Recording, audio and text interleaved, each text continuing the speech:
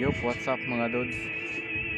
So ayan po ang ating ginagawa ngayon na reservoir. So apat lang kami yan. Nandun yung tatlo.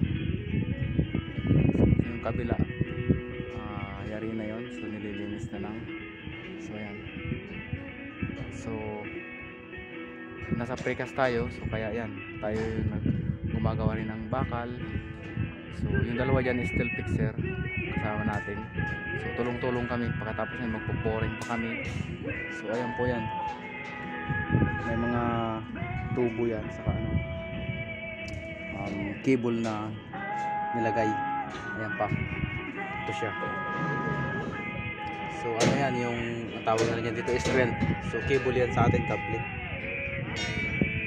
So inunat yan, in-stressing. So nagtatali tayo. Ayan. So yung ating ginagawa Sabado. Ayan siya.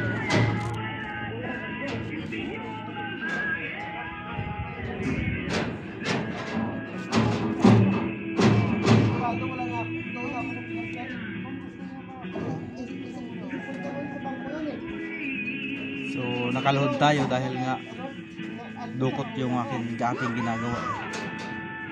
So ayan siya, tayo yung nagtatali.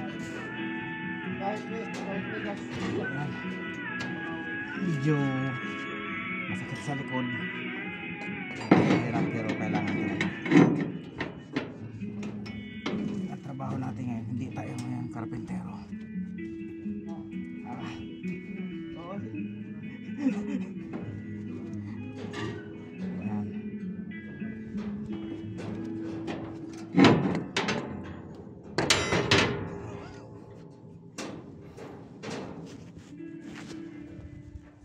Kasama natin Lolo. Kaway!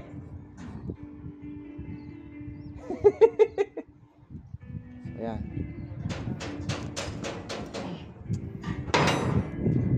Ituturo ko kayo sa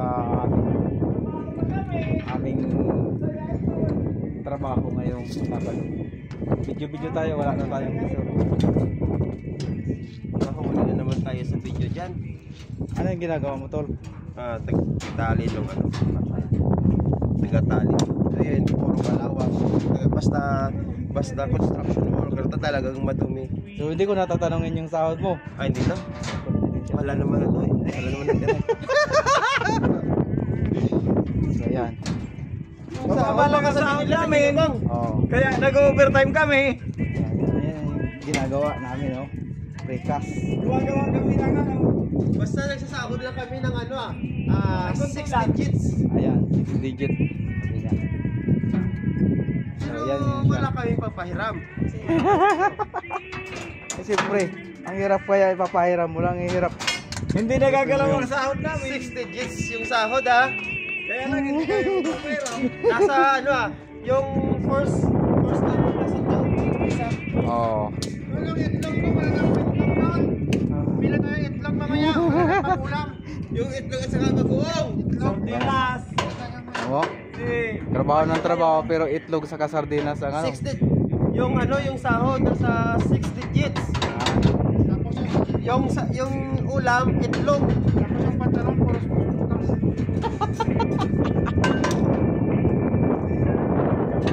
So ayan mga tol. Yung video pagka may time. Dahil kulang ang sildo namin. Trabaho.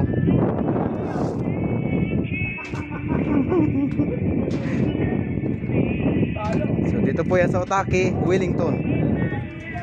Otaki, Wellington, New Zealand. So yan.